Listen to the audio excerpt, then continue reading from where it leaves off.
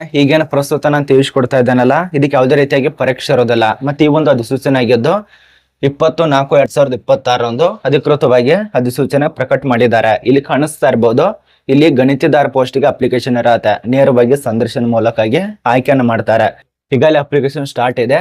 ಎಲ್ಲಿ ಸಂದರ್ಶನ ಇರತ್ತೆ, ವಿದ್ಯಾರ್ಹತೆ ಏನಾಗಿರ್ಬೇಕು, ಏನೆಲ್ಲ ರೂಲ್ಸ್ ಕೊಟ್ಟಿದ್ದಾರೆ, ರೆಗ್ಯುಲೇಷನ್ ಏನು, ಎಷ್ಟು ಸಂಬಳ ಇರತ್ತೆ, ಮತ್ತೆ ಎಷ್ಟು ವರ್ಷದ ತನಕ ಕೆಲಸ ಮಾಡಬೇಕು, ಎಲ್ಲ ಮಾಹಿತಿ ಇರತ್ತೆ. ಈಗ ಅಪ್ಲಿಕೇಶನ್ ಸ್ಟಾರ್ಟ್ ಇದೆ. ಇದು ಯಾವುದೇ ರೀತಿಯಾಗಿ ಗೊಳಪುರ ಅಂತ ತಿಳಿಸ್ಕೊಡ್ತಾ ಇಲ್ಲ, ಅಧಿಕೃತವಾಗಿ ನೋಟಿಸ್ ಅನ್ನ ಪ್ರಕಟ ಮಾಡಿದ್ದಾರೆ. ಮಹಿಳೆಯರು ಪುರುಷರು ಇಬ್ರು ಅರ್ಜಿ ಸಲ್ಲಿಸಿ. ನಿಮ್ಮ ಹತ್ರ ಒಂದು ಮೊಬೈಲ್ ಇದ್ರೆ ಸಾಕು, ಈ ಒಂದು ಪೋಸ್ಟಿಗೆ ಜಾಯ್ನ್ ಆಗ್ಬೋದು. ಯಾವ ರೀತಿಯಾಗಿ ಏನು ಎಲ್ಲ ಮಾಹಿತಿ ಇರತ್ತೆ. ಈ ಒಂದು ಪೇಜಿಗೆ ಯಾರು ಫಾಲೋ ಮಾಡ್ಕೊಂಡೆಲ್ಲ ಫಾಲೋ ಮಾಡ್ಕೊಳ್ಳಿ. ಅದೇ ರೀತಿಯಾಗಿ ಯೂಟ್ಯೂಬ್ ದಲ್ಲಿ ಯಾರ್ಯಾರು ನೋಡ್ತಾ ಇದಾರಲ್ಲ ಸಬ್ಸ್ಕ್ರೈಬ್ ಮಾಡ್ಕೊಳ್ಳಿ. ನಮಗೋಸ್ಕರ ವಿಡಿಯೋ ಮಾಡ್ತಾ ಇರೋದು ನೋಡಿ. ಇದು ಅಧಿಕೃತವಾಗಿ ಕನ್ನಡದಲ್ಲೇ ನೋಟಿಸ್ ಆಗಿರತ್ತೆ. ಕರ್ನಾಟಕ ಬಗ್ಗೆನೇ ತಿಳಿಸ್ಕೊಡ್ತಾ ಇರೋದು. ನೀವು ಕನಿಷ್ಠ ವಿದ್ಯಾರ್ಹತೆ ದ್ವಿತೀಯ PUC ಪಾಸ್ ಆಗಿರ್ಬೇಕು ಅಥವಾ ಅದಕ್ಕಿಂತ ಜಾಸ್ತಿ ಪಾಸ್ ಆಗಿರ್ಬೇಕು. SSLC ಕೂಡ ಪಾಸ್ ಆಗಿರ್ಬೇಕು. ಬಟ್ ಕನ್ನಡ ಅದ ನಂತರ ಈ ಒಂದು ಕನ್ನಡ ಓದೋದಕ್ಕೆ ಬರಬೇಕು, ಬರೆಯೋದಕ್ಕೆ ಬರ್ಬೇಕಾಗತ್ತೆ. ಇಂಗ್ಲಿಷ್ ಕೂಡ ಅರ್ಥ ಮಾಡ್ಕೊಳ್ಳೋದಕ್ಕೆ ಬರಬೇಕು, ಓದೋದಕ್ಕೆ ಬರ್ಬೇಕಾಗತ್ತೆ. ಇಷ್ಟಿದ್ರೆ ಅಪ್ಲಿಕೇಶನ್ ಹಾಕಿ. ಇಲ್ಲಿ ಸೆಕೆಂಡ್ PUC ದವರಿಗೆ ಅತಿ ಹೆಚ್ಚು ಆದ್ಯತೆ ಇರತ್ತೆ. ಅದೇ ರೀತಿಯಾಗಿ ದ್ವಿತೀಯ PUC ದವರಿಗೆ ಮತ್ತು ಡಿಗ್ರಿದವರಿಗೆ ಹೆಚ್ಚು ಆದ್ಯತೆ ಕೊಡ್ತಾರೆ. ಫ್ರೆಶರ್ದವರು ಅಪ್ಲಿಕೇಶನ್ ಹಾಕಿ ಮತ್ತು ಅನುಭವದವರು ಅಪ್ಲಿಕೇಶನ್ ಹಾಕಿ. ಇಲ್ಲಿ ತಿಳಿಸ್ಕೊಟ್ಟಿರೋಂಥ ಮಾಹಿತಿ ನೋಡಿ, ಒಂದೊಂದಾಗಿ ತಿಳಿಸ್ಕೊಡ್ತಾನೆ. ಇದು ಅಧಿಕೃತವಾಗಿ ನಮ್ಮೊಂದು ಕರ್ನಾಟಕ ಬೆಂಗಳೂರು ಕೇಂದ್ರ ನಗರ ಪಾಲಿಕೆ ವತಿಯಿಂದಾನೆ ಈ ಒಂದು ಗಣಿತದಾರ ಪೋಸ್ಟ್ಗೆ ನೇಮಕಾತಿ ಇರತ್ತೆ. ಅಂದ್ರೆ ಡಾಟಾ ಕಲೆಕ್ಟರ್. ಈ ಒಂದು ಗಣಿತದಾರ ಪೋಸ್ಟ್ ಅಧಿಕೃತವಾಗಿ ಅಪ್ಲಿಕೇಶನ್ ಕೊನೆಯ ದಿನಾಂಕ ಅಂದ್ರೆ ನೇರವಾಗಿ ನೀವು ಸಂದರ್ಶನಕ್ಕೆ ಹೋಗೋದು 22/4/2026 ಬುಧವಾರ ದಿನ ಸಂದರ್ಶನಕ್ಕೆ ಹೋಗ್ಬೇಕಾಗತ್ತೆ. ಅದು ಬೆಳಗ್ಗೆ 9 ಗಂಟೆಗೆ. ನಾನು ಇವತ್ತು ತಿಳಿಸ್ಕೊಡ್ತಾ ಇದ್ದೇನೆ. ಇವತ್ತು ಯಾರ್ಯಾರು ಬೆಂಗಳೂರಿನಲ್ಲಿ ಇದ್ದೀರಲ್ಲ ಅವ್ರಿಗಂತೂ ತುಂಬಾ ಒಳ್ಳೆ ಅವಕಾಶ ಇದೆ. ಒಂದು ಇಲ್ಲಿ ನೋಡಿ ಎಲ್ಲೆಲ್ಲಿ ಖಾಲಿ ಇದಾವೆ, ಯಾವ್ಯಾವ ಒಂದು ಅಭ್ಯರ್ಥಿಗಳಿಗೆ ಅವಕಾಶ ಇರತ್ತೆ, ಮತ್ತೆ ಎಲ್ಲೆಲ್ಲಿ ಕೆಲಸ ಇರತ್ತೆ. 5 to 5 ವಿವರಿಸ್ತಾ ಹೋಗಿದ್ದಾರೆ. ಮೊದಲನೇದಾಗಿ ಈ ಒಂದು ಗಣಿತದಾರ ಪೋಸ್ಟ್ ಸುಮಾರು 1,000 ಪೋಸ್ಟ್ ಇರತ್ತೆ. ಅರ್ಥ ಮಾಡ್ಕೊಳ್ಳಿ, 1,000 ಪೋಸ್ಟ್ಗಳ ನೇಮಕಾತಿ ಇರತ್ತೆ. ಈ 1,000 ಹುದ್ದೆಗಳಿಗೆ ಆಯ್ಕೆ ಮಾಡ್ತಿದ್ದಾರೆ. ಅಂದ್ರೆ ಗಣಿತದಾರರ ಸಂಖ್ಯೆ ಆಗಿರತ್ತೆ ಇದು. ಇಲ್ಲಿ ನೋಡಿ ವಿದ್ಯಾರ್ಹತೆ, ಗೌರವಧನ, ಇನ್ನಿತರ ಎಲ್ಲ ಮಾಹಿತಿಗಳು ಇಲ್ಲಿ ತಿಳಿಸ್ಕೊಟ್ಟಿದ್ದಾರೆ.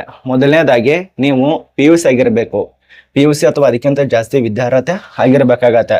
ಎರಡನೇದಾಗಿ ನಿಮ್ಮ ಹತ್ರ ಕನಿಷ್ಠ ಆಂಡ್ರಾಯ್ಡು ಅಥವಾ ಐಫೋನ್ ಯಾವ್ದಾದ್ರು ಒಂದು ಫೋನ್ ಇದ್ರೆ ನಡೆಯುತ್ತೆ. ಬಟ್ ಅದರಲ್ಲಿ 4 GB ರ್ಯಾಮ್ ಇರಬೇಕಾಗತ್ತೆ. 4 GB ರ್ಯಾಮ್ ಇರೋದು ಅಥವಾ 6 GB ರ್ಯಾಮ್ ಇರೋದು, 4ಕ್ಕಿಂತ ಅದಕ್ಕೆ ಹೆಚ್ಚು ರ್ಯಾಮ್ ಇರುವಂತ ಒಂದು ಮೊಬೈಲ್ ಇರಬೇಕು. ಯಾಕಂದ್ರೆ ಫಾಸ್ಟ್ ನೆಟ್ವರ್ಕ್ ಜಗಬೇಕು, ಇಂಟರ್ನೆಟ್ ಜಗಬೇಕು. ಆದ ಕಾರಣ ಅಂದ್ರೆ ಗಣತಿ ಮಾಡೋದಕ್ಕೆ ಕಳಿಸ್ತಾರೆ, ಮನೆ ಮನೆಗೆ ನಿಮಗೆ ಕಳಿಸ್ತಾರೆ. ಅಲ್ಲಿರುವಂತ ಡಾಟಾನ ಕಲೆಕ್ಟ್ ಮಾಡೋದು, ಎಷ್ಟು ಜನ ಇದ್ದಾರೆ, ಏನಿದೆ, ಯಾವ ರೀತಿಯಾಗಿ ಎಲ್ಲಾನ ಕಲೆಕ್ಟ್ ಮಾಡೋದು, ಈ ಒಂದು ಇಲಾಖೆಗೆ ಸಬ್ಮಿಟ್ ಮಾಡೋದು. ಒಂದು ಆ್ಯಪ್ ಕೊಡ್ತಾರೆ, ಇನ್ಸ್ಟಾಲ್ ಮಾಡಿ ನಿಮ್ಮ ಒಂದು ಮೊಬೈಲ್ನಲ್ಲಿ. ಅದರ ಮೂಲಕವಾಗಿ ಅವರು ಜನಗಣತಿ ಮಾಡೋದು. ನೀವು ಇದು ಯಾವುದೇ ರೀತಿಯಾಗಿ ಗೊಳ್ಳಲ್ಲ, ಅಧಿಕೃತವಾಗಿ ಸರ್ಕಾರದಿಂದಾನೇ ತಿಳಿಸ್ಕೊಟ್ಟಿದ್ದಾರೆ. ಇಲ್ಲಿ ನೋಡಿ ಬೆಂಗಳೂರು ಕೇಂದ್ರ ನಗರ ಪಾಲಿಕೆ ವ್ಯಾಪ್ತಿಯಲ್ಲಿ, ಅದೇ ರೀತಿಯಾಗಿ CV ರಾಮನ್ ನಗರ ಮತ್ತು ಶಾಂತಿನಗರ, ಶಿವಾಜಿನಗರ, ಚಾಮರಾಜಪೇಟೆ, ಚಿಕ್ಕಪೇಟೆ ಹಾಗೂ ಗಾಂಧಿನಗರ ಕ್ಷೇತ್ರಗಳ ನಿವಾಸಿಗಳಿಗೆ ಮೊದಲ ಆದ್ಯತೆ ಹೆಚ್ಚು ಕೊಡ್ತಾರೆ. ಬೆಂಗಳೂರಿನಲ್ಲಿ ಯಾರ್ಯಾರು ವಾಸ ಮಾಡ್ತಾ ಇದಾರಲ್ಲ ನಿಮಗಂತೂ ಜಾಸ್ತಿ ಆದ್ಯತೆ ಇರತ್ತೆ.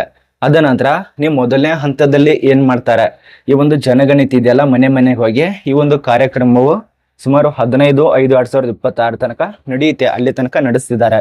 ಅದಕ್ಕಾಗಿನೇ ನೇಮಕಾತಿ.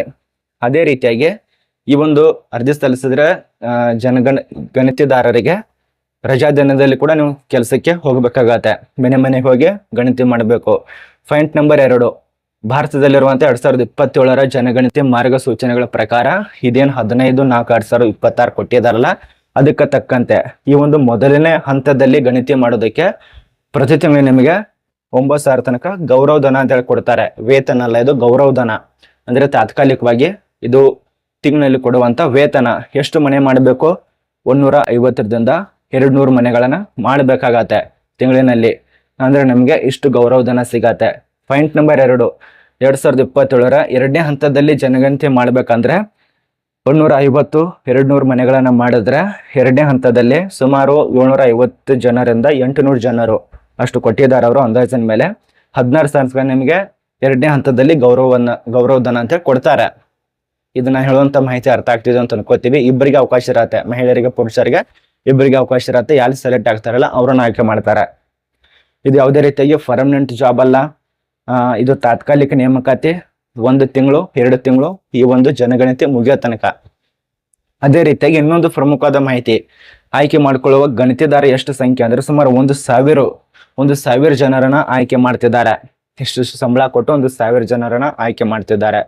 ಅದೇ ರೀತಿಯಾಗಿ ಈ ಒಂದು ಜನಗಣತಿ ಕಾರ್ಯನಿರ್ವಹಣೆ ಬರ್ಬೇಕಾಗತ್ತೆ. ಅದೇ ರೀತಿ ಕಾರ್ಯನಿರ್ವಹಣೆಗೆ ಮಾತ್ರ ಈ ಒಂದು ಪೋಸ್ಟ್ ಸೀಮಿತ ಆಗಿರತ್ತೆ. ಅಲ್ಲಿ ಕೆಲಸ ಮಾಡೋದಕ್ಕೆ ಅವಕಾಶ ಇರೋದಿಲ್ಲ, ಪರ್ಮನೆಂಟ್ ಜಾಬ್ ಇರೋದಿಲ್ಲ, ತಾತ್ಕಾಲಿಕ ಮಾತ್ರ. ಇದು ಅಧಿಕೃತವಾಗಿ ನೋಟಿಸ್ ಅನ್ನ ತಿಳಿಸ್ಕೊಟ್ರಂತ ಮಾಹಿತಿ. ನೋಡಿ, ಯಾರ್ಯಾರು ಈ ಒಂದು ಭಾರತದ ಜನಗಣತಿಯಲ್ಲಿ ಕೆಲಸ ಮಾಡ್ಬೇಕಂತ ಇದ್ರಲ್ಲ, ಇಲ್ಲಿ ನೋಡಿ ಅಧಿಕೃತವಾಗಿ ಕರೆಕ್ಟ್ ಆಗಿ ಡೀಟೇಲ್ಸ್ ಅಲ್ಲಿ ಕೊಟ್ಟಿದ್ದಾರೆ. ನೋಡಿ, ಬೆಂಗಳೂರು ಕೇಂದ್ರ ನಗರ ಪಾಲಿಕೆನೆ ಇದೆಲ್ಲ ನಿರ್ವಹಣೆ ಮಾಡತ್ತೆ. ಏನೆಲ್ಲ ರೂಲ್ಸ್ ಬೇಕು, ಏನ್ ಬೇಕು ಅದೆಲ್ಲ ಕೊಟ್ಟಿದ್ದಾರೆ. ನೀವು ಎಲ್ಲಿ ಹೋಗ್ಬೇಕಂದ್ರೆ ಸ್ಥಳಕ್ಕೆ ಅಂದ್ರೆ ಸಂದರ್ಶನಕ್ಕೆ ಸರ್ ಪುಟ್ಟನ ಚಟ್ಟಿ ಪುರಭವನ ಟೌನ್ ಹಾಲ್, ಅದೇ ರೀತಿ ಬೆಂಗಳೂರು, ಇಲ್ಲಿಗೆ ಹೋಗ್ಬೇಕಾಗತ್ತೆ. ನಿಮ್ಮ ಹತ್ರ ಇಷ್ಟೆಲ್ಲ ಇರ್ಬೇಕಾಗತ್ತೆ. ಆಂಡ್ರಾಯ್ಡ್ 12 4G ರ್ಯಾಮ್ ಮೊಬೈಲ್ ಕೂಡ ಇರಬೇಕು. ಅವರೇ ಕೊಡ್ತಾರ ನೀವು ತೆಗಿಬೇಕು. ಇದು ಇಷ್ಟು ಮಾಹಿತಿ. ಮೊದಲನೇ ಹಂತದ ಜನಗಣತಿ ಇದು. ಎರಡನೇ ಹಂತದ ಪೇಪರ್ 2027 16,000 ಇಷ್ಟು ತನಕ ನಿಮಗೆ ಕೆಲಸ ಇರತ್ತೆ. 1,000 ಜನರ ಆಯ್ಕೆ ಮಾಡ್ತಿದ್ದಾರೆ ಗಣಿತದಾರರು, ಡಾಟಾ ಕಲೆಕ್ಟರ್ ಅಂತೇಳಿ.